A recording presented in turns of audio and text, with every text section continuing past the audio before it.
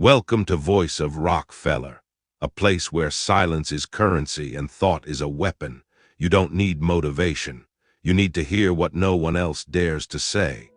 They say the world bends to those who break.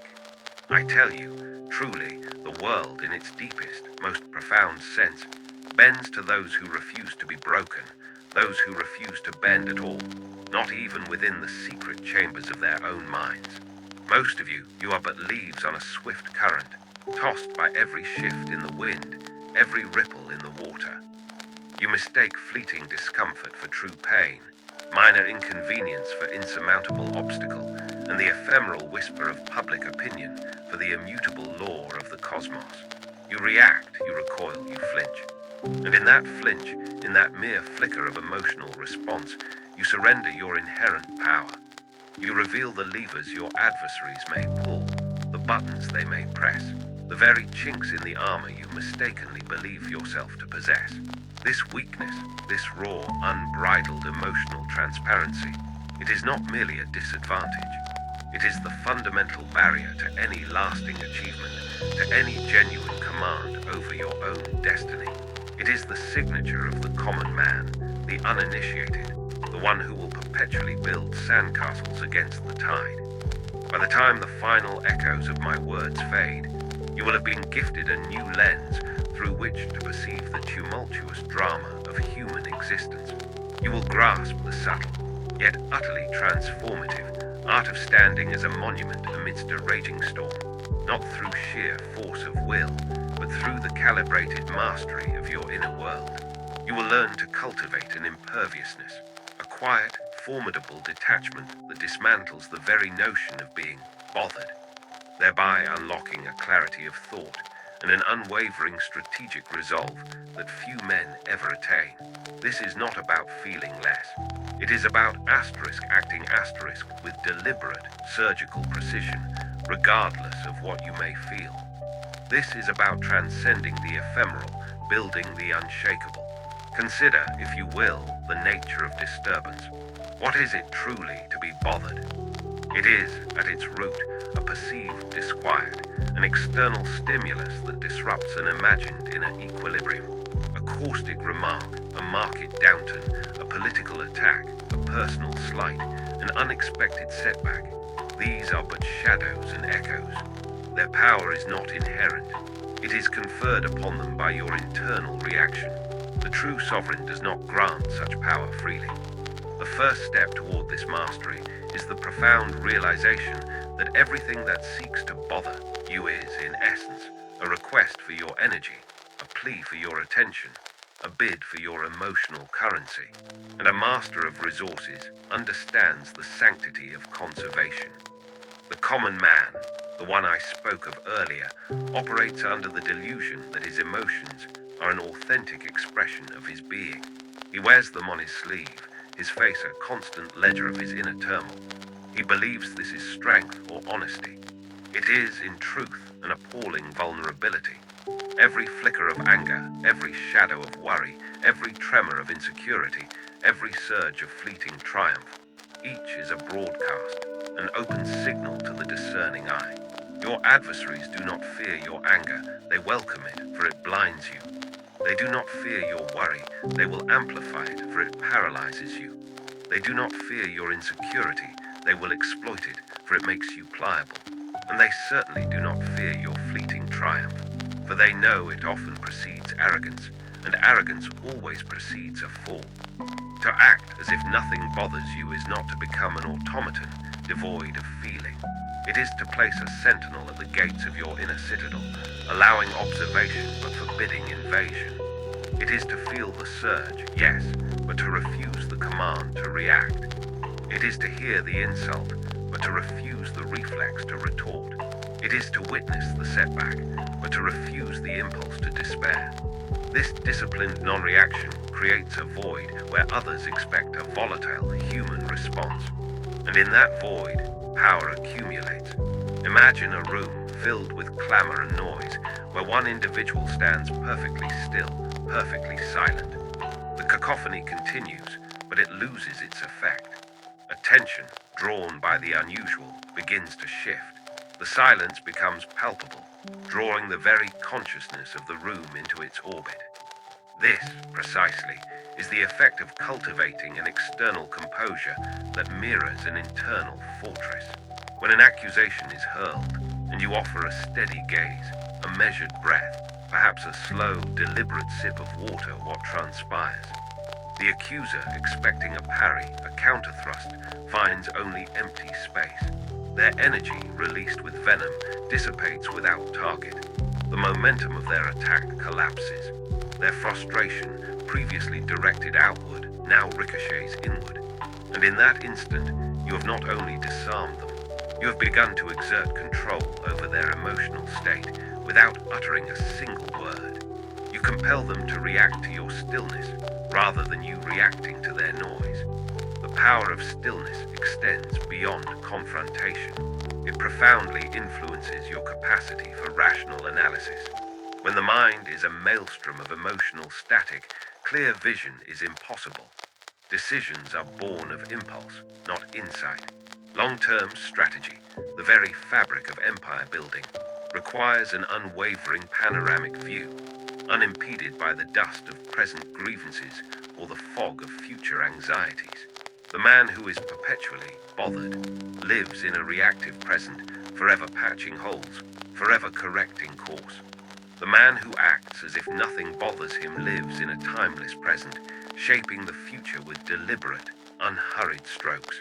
He sees problems not as personal affronts, but as complex equations awaiting elegant solutions. He sees challenges not as threats, but as opportunities for strategic maneuvers. He sees setbacks not as failures, but as invaluable data points, critical feedback in an iterative process. Consider the energy economy of the mind. Each emotional reaction, particularly a negative one, consumes a valuable quantum of mental energy. Worry drains, anger burns, resentment corrodes. This energy, once expended, cannot be easily reclaimed. It is a finite resource.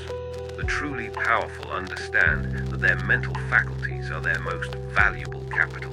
They would no more squander this energy on petty grievances than they would carelessly burn bundles of cash. To maintain an unbothered demeanor is a profound act of self-preservation, a meticulous conservation of intellectual and emotional capital. This conserved energy, this quiet reserve, is then available instantly for strategic thought, for creative problem-solving, for the patient execution of grand designs. While others are consumed by their personal dramas, you are building, stone by stone, the infrastructure of your future. This internal sanctuary, this state of unshakable calm, is not a gift of birth. It is an artifact of relentless, rigorous internal discipline. It is built, brick by brick, through a conscious, almost ascetic rejection of external validation and internal turmoil. The insidious trap for many is the pursuit of external affirmation. They live by the applause or the condemnation of others. If you are bothered by criticism, by public opinion, by the scoffing of the crowd, you have ceded control of your inner state to external forces. You have rendered yourself a puppet, dancing to the discordant tunes played by every anonymous voice. True power is sourced internally. Its validation comes from the quiet certainty of one's own purpose, one's own chosen path. The opinion of others, whether laudatory or condemnatory, becomes mere background noise, as irrelevant to your trajectory as the chirping of crickets to the flight of an eagle. I often observe this phenomenon in the nascent stages of my own endeavors. The early criticisms, the inevitable sneers from those who could not comprehend the scale of my vision or the audacity of my ambition. Had I allowed these to penetrate, to fester, to bother me, the very foundation of Standard Oil might have been undermined before it was even laid. My mind would have been distracted, diluted, diverted from the arduous, meticulous work of consolidation. But the mind, when properly trained, learns to filter. It learns to recognize the static and disregard it. It learns to identify the noise as simply that, noise devoid of true substance or productive information. The only information that pierces the inner sanctum is that which is objectively verifiable and strategically useful. Everything else remains outside, an impotent clamor. The public often interpreted my composure as coldness, or worse, as indifference to human suffering. They called it inscrutable, impenetrable. They were not entirely wrong in their small human way. It was indeed impenetrable, deliberately so. Not because of a lack of feeling, but because feelings, when displayed, become leverage for others. They become points of vulnerability. My focus was on the architectural integrity of the enterprise, on the efficient flow of vital resources, on the relentless pursuit of order and economy where chaos and waste once reigned.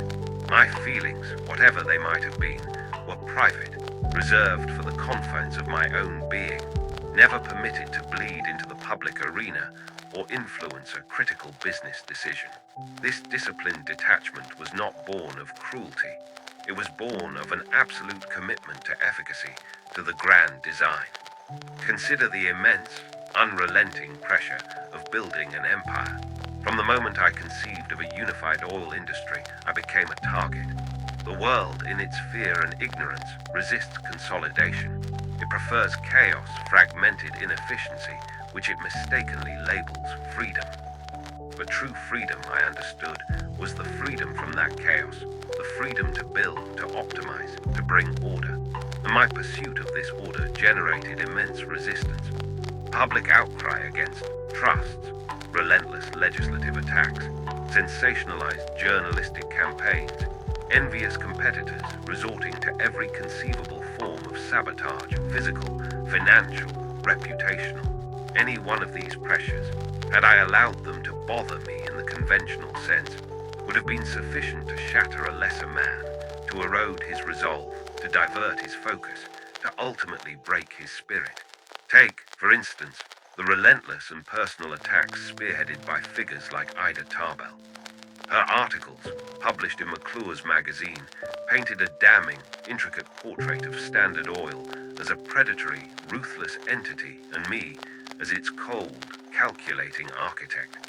She unearthed every possible misstep, amplified every perceived injustice, and skillfully manipulated public sentiment against me and my life's work. The sheer volume and intensity of that invective would have driven most men to public defense, to frenzied counter-arguments, to anguished self-justification. They would have spent their days consumed by the injustice, their nights sleepless with indignation. But to what end? To appease a fickle public, to defend against a narrative already set in stone by adversaries. Such a reaction would have been a colossal waste of precious energy, a diversion from the true strategic imperative. My response to the Tarbell assault, and to countless others like it, was not silence born of indifference, but silence born of calculation. I acknowledged the existence of the storm, yes, much as a captain acknowledges foul weather, but I did not allow it to derail the ship. The actual business of refining, transporting, and distributing oil continued without interruption. The financial machinery of the enterprise ground on.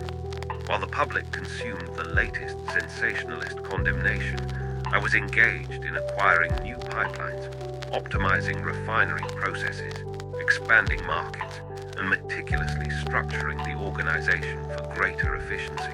The narrative swirling in the newspapers was but a fleeting theatrical performance. The true battle was being waged in the quiet, decisive actions of the market. And it was there, in the realm of action, not reaction, that I chose to invest my focus, my energy, my mental resources.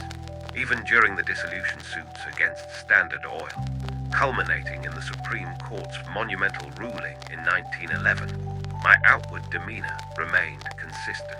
The breaking up of the company I had painstakingly built, a structure I had dedicated my entire adult life to perfecting, was an event of profound consequence.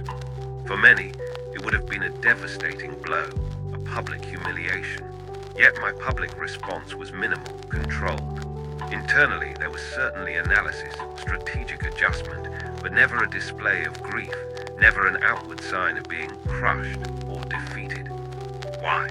Because such a display would have served no purpose. It It would not have changed the court's decision. It would only have reinforced the narrative of my adversaries and offered them a moment of satisfaction. Instead, I calmly observed the outcome, adjusted the strategy, and continued to manage the now separated entities into a new era. The market adapted, and so did I. The true genius lies not in preventing the storm, which is often beyond your control, but in navigating it with an unshakable hand, ensuring the vessel, in whatever form, reaches its ultimate destination. The essence of this period was the absolute refusal to allow external events, no matter how monumental, to dictate my internal state or divert me from my long-term trajectory. That unwavering focus, that apparent imperviousness, often disarmed my opponents more effectively than any counter-argument could have. They expected a fight, a rebuttal, a breaking point.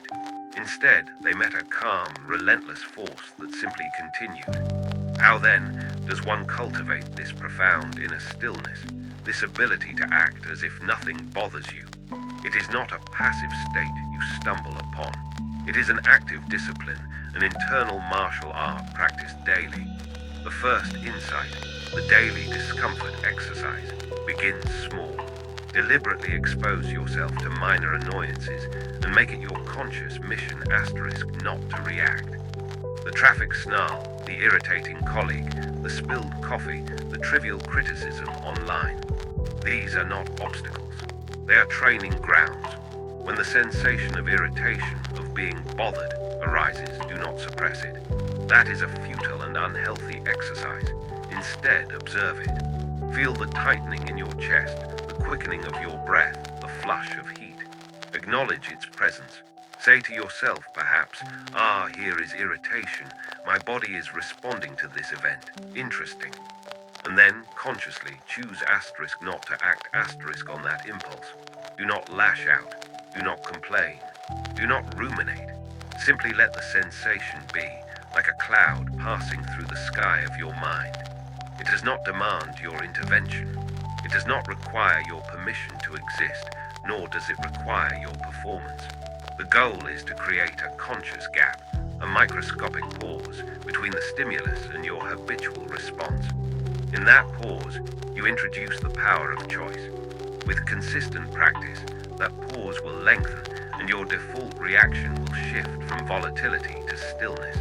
This seemingly trivial exercise, practiced daily across countless minor irritations, builds an immense reservoir of quiet control.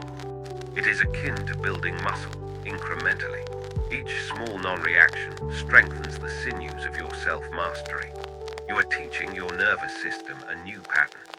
You are rewriting the fundamental programming that governs your immediate, often unconscious, responses to the vagaries of life.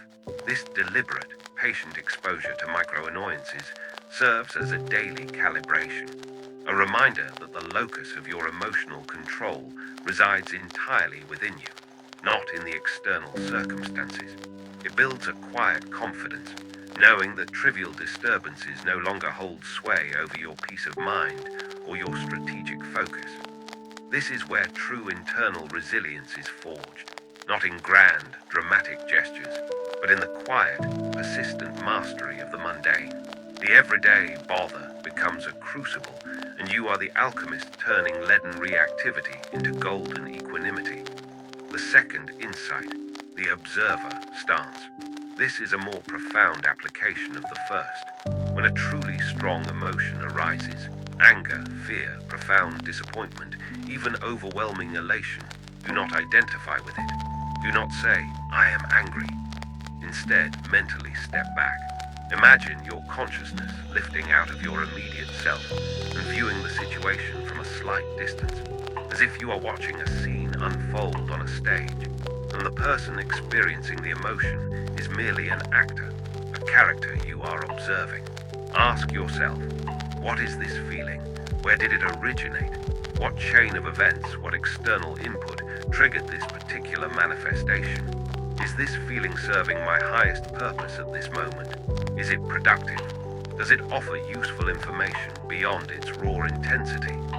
This intellectual curiosity, this detached inquiry, creates a critical separation.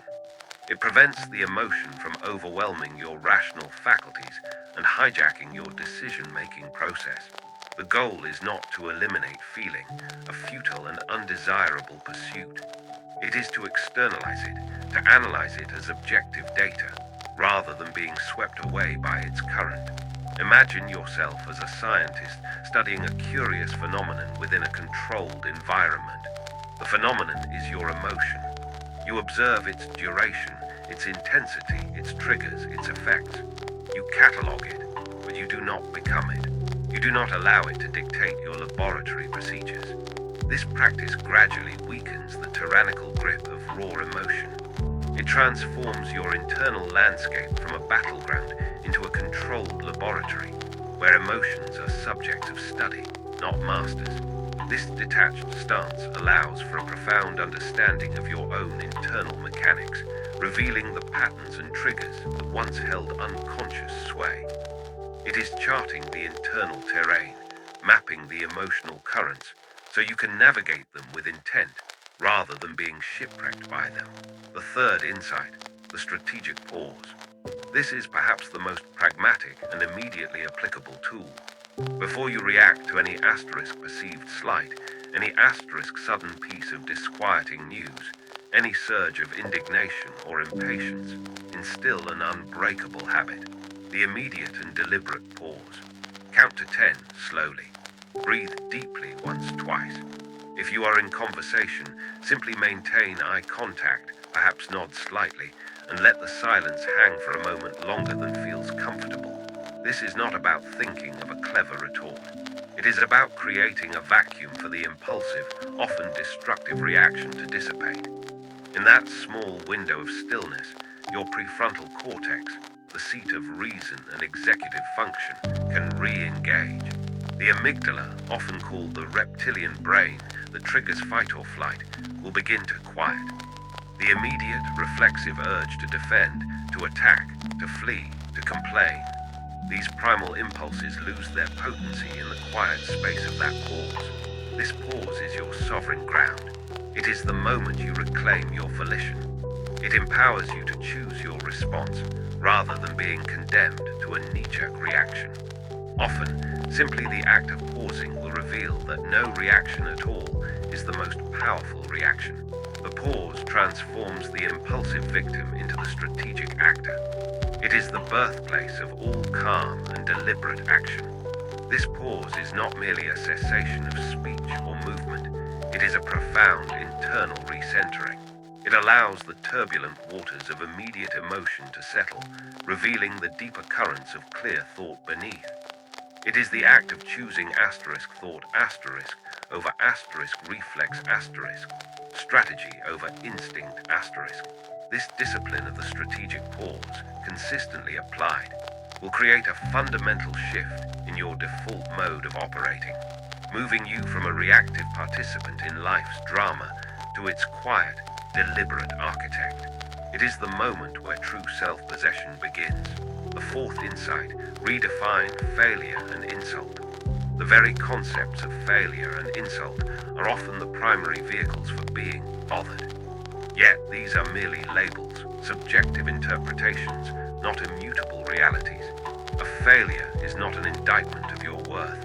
It is simply feedback, an experiment that yielded an unexpected result, a hypothesis that was disproven. It is an opportunity to learn, to adjust, to iterate. The only true failure lies in ceasing to endeavor, in refusing to glean insight from what did not work. Reframe it. This did not yield the desired outcome. What can be learned from this data point? How can this information be leveraged for the next attempt? This detached analytical approach strips failure of its emotional sting and transforms it into a valuable asset. Similarly, an insult is not a bruise upon your integrity. It is merely someone else's externalized projection, often born of their own insecurity, envy, or misunderstanding. It is a communication, however maladapted, from their internal state. It has no bearing on your asterisk reality unless you invite it in. The moment you allow an insult to penetrate your inner sanctuary, you give it power. Instead, view it as a curious anthropological phenomenon. Observe the individual, their motives, the dynamics at play. Does their opinion genuinely matter to your strategic objectives? More often than not, it does not. Therefore, it is simply noise. Let it pass. Your self-worth is not derived from the opinions of others, but from the quiet, unwavering execution of your own purpose. This recalibration of how you perceive these common triggers of emotional distress is a fundamental act of liberation. It frees immense mental energy for productive pursuits, rather than wasting it on defending an ego that needs no defense or mourning setbacks that are merely precursors to future successes. It is stripping the fangs from perceived slights and extracting the lessons from perceived defeats, converting them from liabilities into profound strategic assets. The fifth insight: cultivate a boredom with drama. Most people are addicted to emotional drama, both external and internal. They feed on gossip, bathe in resentment, and find a peculiar comfort in their own self-generated anxieties. This is a profound distraction, a constant drain on the very energy required for purposeful action. Your strategic imperative is to cultivate an absolute and genuine asterisk boredom with such unnecessary emotional theatrics. Train your mind to find reactive outbursts, public squabbles, personal grievances, and prolonged periods of self-pity utterly uninteresting. Seek out environments, conversations, and thoughts that are characterized by quiet purpose, rational discourse, and strategic foresight. Just as you would turn off a dissonant radio station, consciously tune out the emotional static of the world around you and within you. When you encounter or feel the pull of drama, let your internal response be a calm, almost detached sense of disinterest. This isn't about being cold or unfeeling towards others' struggles, but about refusing to allow their or your own unearned emotional turbulence to derail your clarity and objective analysis. Your mind should gravitate towards orderly thought, quiet purpose, and constructive action. The more you cultivate this disinterest in drama, the more your nervous system will learn to filter it out, rendering you largely impervious to its distracting pull. You become, in essence, an island of calm in a sea of emotional turbulence, a magnet for those who seek genuine progress, and an impenetrable barrier against those who thrive on chaos. This is not indifference to the world, but a profound commitment to interacting with it from a position of composure, clarity, and unassailable inner strength. It is choosing to be the eye of the storm rather than another particle swept up in its fury. This boredom with drama is a deliberate mental hygiene, a necessary pruning of the chaotic weeds that would otherwise choke the garden of your mind. It ensures that the fertile ground of your consciousness is reserved for the growth of strategic insights, rational planning, and enduring purpose. To truly master the art of acting as if nothing bothers you requires a profound understanding of what power truly is. It is not dominion over others through brute force or intimidation. It is, first and foremost, dominion over yourself. It is the ability to dictate your own internal state, irrespective of external circumstances. It is the capacity to remain centered, focused, and purposeful, even when the world conspires to throw you off balance. This is the bedrock of all lasting influence, all significant achievement. Without this self-mastery, any power you might acquire will be fleeting, vulnerable, and ultimately self-defeating. When you are beholden to your emotions, you become a puppet, and your strings are easily manipulated by external forces.